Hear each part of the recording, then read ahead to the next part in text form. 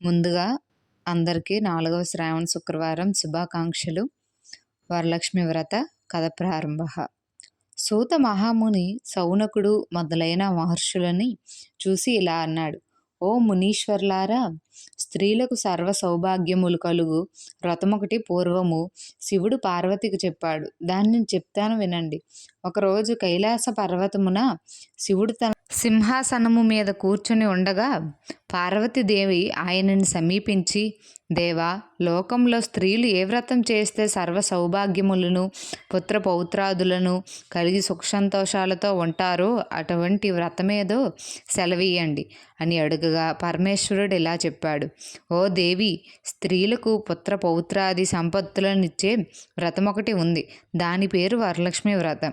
ఆ వ్రతమును శ్రావణ మాసంలో శుక్లపక్ష పూర్ణిమకు ముందుగా వచ్చే శుక్రవారం రోజు చేయవలను. పార్వతీదేవి: నాదా, ఆ వరలక్ష్మి వ్రతం ఎలా చేయాలి? ఏ దేవతను పూజించాలి? ఏ విధంగా చేయాలి? దీనిని ఎవరైనా ఇంతకుముందు చేశారా? ఆ వివరములన్నీ చెప్పండి అని అడుగగా శివుడు పార్వతీదేవిని చూసి, ఓ కాత్యాయిని, వరలక్ష్మి వ్రత విశేషాలు చెప్తాను విను. పూర్వము మగధ దేశమున కుండినమనే ఒక పట్టణం ఉండేది. ఆ పట్టణం నిండా బంగార ప్రాకారములు, బంగారు గోడలు గల ఇల్లులు ఉండేవి. అందులో చారుమతి అనే ఒక బ్రాహ్మణ స్త్రీ కూడా ఉండేది.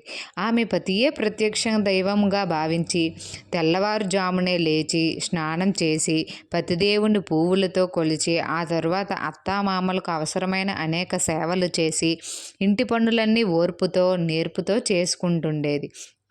అందరితో ప్రియంగా మితంగా మాట్లాడుతుండేది. గయ్యాలుగా కాకుండా ఇంత అనుకువగా నున్న ఆ మహాపతివ్రతను చూసి మహాలక్ష్మికి ఆమె మీద అనుగ్రహం కలిగింది. ఒకరోజు ఆ మహా ఇల్లాలకి కలలో ప్రత్యక్షమై మహాలక్ష్మి ఇలా చెప్పింది: ఓ చారుమతి, నేను వరలక్ష్మీ దేవిని. నీ నడవడిక చూసి నాకు నీ మీద అనుగ్రహం కలిగి నీకు ప్రత్యక్షమయ్యాను. శ్రావణ మాసంలో శుక్లపక్ష పూర్ణిమకు ముందుగా వచ్చే శుక్రవారం రోజు నువ్వు నన్ను పూజించితే నీ కోరిన వరములిస్తాను. అలా ప్రత్యక్షమైన అమ్మవారిని చూసి ఎంతో మురిసిపోయిన చారుమతీదేవి కలలోనే వరలక్ష్మీదేవికి ప్రదక్షిణ నమస్కారములు చేసింది. ఓ జగజ్జనని, నీ కటాక్షంబు కలిగితే జనులు ధన్యులవుతారు, విద్వాంసులవుతారు, సకల సంపన్నులవుతారు. నేను పూర్వజన్మలలో చేసిన పూజా ఫలం వల్ల నీ దర్శనము నాకు కలిగింది అనగా వరలక్ష్మీదేవి సంతోషం చెందింది. ఆ వెంటనే మెలకు వచ్చి 4 వైపులు చూస్తే చారుమతికి వరలక్ష్మీదేవి కనబడలేదు. అప్పుడు ఆమెకు అర్థమైంది తాను కలగన్నానని. వెంటనే భర్తని అత్తామామల్ని లేపి చెప్పగానే వాళ్ళు కూడా చాలా సంతోషించారు. ఈ స్వప్నము చాలా ఉత్తమైనది. దేవి ఆనతి ప్రకారం నువ్వు తప్పకుండా ఈ వ్రతం చెయ్యి అన్నారు. చారుమతి తన ఇరుగు పొరుగున ఉన్న స్త్రీలకు కూడా చెప్పింది. వాళ్ళు చారుమతి ఎంతో ఉత్కంఠతో శ్రావణ మాసం ఎప్పుడొస్తుందా అని ఎదురు చూడసాగారు. వారు ఎంతో ఎదురు చూసిన పౌర్ణమి ముందు శుక్రవారం రానే వచ్చింది. ఈ రోజే కదా వరలక్ష్మీదేవి చెప్పిన రోజని ఎంతో ఉత్సాహంతో చారుమతి మొదలగు స్త్రీలందరూ పూజకు పక్రమించారు. ప్రాతకాలమే లేచి తలారా స్నానం చేసి పట్టుబట్టలను కట్టుకున్నారు. చారుమతి ఇంట్లో అందరూ చేరారు. అక్కడ ఒక ప్రదేశంలో గోమయముతో అలికారు. ఒక మంటపం ఏర్పరిచారు. దాని మీద ఒక ఆసనం వేశారు. ఆసనం పైన కొత్త బియ్యము పోసి మర్రిచిగుళ్ళు, మామిడాకులు, అలంకారాలతో కలశం ఏర్పరిచారు. అందులో వరలక్ష్మీదేవిని ఆహ్వానం చేశారు. చారుమతి మొదలగు స్త్రీలంతా ఎంతో భక్తి శ్రద్ధలతో పూజ చేశారు. పద్మాసనే పద్మకరే సర్వలోక పూజితే నారాయణ ప్రియాదేవి సుప్రీత భవ సర్వదా అను ఈ శ్లోకంతో ధాన్యవాహనాది షోడశోపచార పూజ చేశారు. 9 సూత్రము గల తోరాన్ని కుడి చేతికి కట్టుకున్నారు. వరలక్ష్మీదేవికి అనేక రకములైన పిండి వంటలు చేసి నైవేద్యం పెట్టారు. దాని తరువాత ప్రదక్షిణం చేస్తుండగా ఆ స్త్రీలందరికీ గల్లు గల్లుమని శబ్దం వినపడింది. వెంటనే తమ కాళ్ళను చూసుకుంటూ గజ్జెలు మొదలైన ఆభరణములు కనిపించాయి. చారుమతి మొదలైన స్త్రీలంతా వరలక్ష్మీదేవి కృపా కటాక్షములు కలిగాయని ఎంతో మురిసిపోయారు. రెండో ప్రదక్షిణం చేయగానే చేతులకు దగదగలాడే నవరత్నాలతో కూడిన కంకణములు మొదలైన ఆభరణములు కనిపించాయి. ఇంకా వాళ్ళ ఆనందం ప్రత్యేకించి చెప్పేదేముంది. మూడవ ప్రదక్షిణం పూర్తి కాగానే ఆ స్త్రీలంతా సర్వభూషణాలంకృతులయ్యారు. చారుమతి మొదలైన ఆ స్త్రీల ఇళ్ళన్నీ స్వర్ణమయాలం అయ్యాయి. వాళ్ళకి రథగజ తురగ వాహనాలు ప్రసాదింపబడ్డాయి. చారుమతి ఇంటి నుంచి ఆ స్త్రీలకు తీసుకుపోవడానికి వారి వారి ఇళ్ళ నుంచి గుర్రాలు, ఏనుగులు, రథాలు, బండ్లు వచ్చాయి.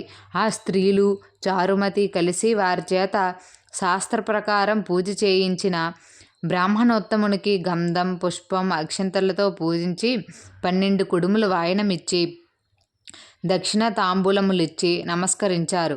బ్రాహ్మణుడు వారిని ఆశీర్వదించారు. వరలక్ష్మీదేవికి నైవేద్యంగా పెట్టిన పిండి వంటలను బంధుమిత్రులతో తిని తమ కోసం వచ్చిన గుర్రాలను, ఏనుగులు మొదలైన వాహనాలలో వారి ఇండ్లకు బయలుదేరారు. వారు త్రోవలో చారుమతి భాగ్యమును తమ భాగ్యమును ముచ్చటించుకుంటూ వెళ్ళారు. లక్ష్మీదేవి తనంతట తానే స్వప్నములో వచ్చి ప్రత్యక్షమవటం అంటే మాటలా? చారుమతి ఎంత అదృష్టవంతురాలో అనుకున్నారు. చారుమతికి ప్రత్యక్షమైన విధానం తన మటుకే దాచుకొని తన ఒక్కతే పూజించకుండా తమ అందరికీ చెప్పి తమకి కూడా ఇంతటి సౌభాగ్యం కలగజేసిన చారుమతి ఎంతటి పుణ్యరాలు. అలాంటి ఆమె పరిచయం కలిగి ఉండిన తామెంత భాగ్యవంతులని ఎంతో మురిసిపోయారు. అప్పటి నుంచి చారుమతితో సహా వారందరూ క్రమం తప్పకుండా ప్రతి సంవత్సరం ఈ పూజ చేస్తూ పుత్ర పౌత్రాభివృద్ధి కలిగి ధన కనక వస్తు వాహనములు కలిగి సుఖ సంతోషాలతో ఉన్నారు. కావున ఓ పార్వతి, ఈ ఉత్తమైన వ్రతమును చేస్తే, అలా ఎదుటి వారికి చెప్పి చేయిస్తే సర్వ సౌభాగ్యములు కలిగి శుభముగా ఉంటారు.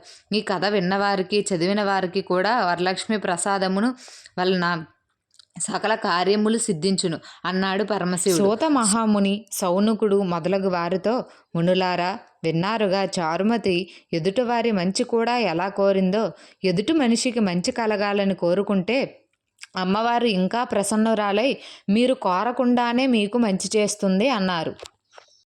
ఇంతటితో కథ సమాప్తం. ఓం శ్రీ మాత్రే నమః. ఈ కథ చెప్పే విధానం మీకు నచ్చినట్టయితే ఖచ్చితంగా మీ బంధుమిత్రులకు తప్పకుండా ఈ కథని షేర్ చేయండి. పూజ చేసేటప్పుడు ఈ కథ వింటే చాలు. చదవడం రాని వాళ్ళు ఏంటంటే ఈ వీడియో ఆన్ చేసుకొని మీరు పూజ చేసుకున్నా సరే మీకు ఖచ్చితంగా పుణ్యఫలం అనేది దక్కుతుంది.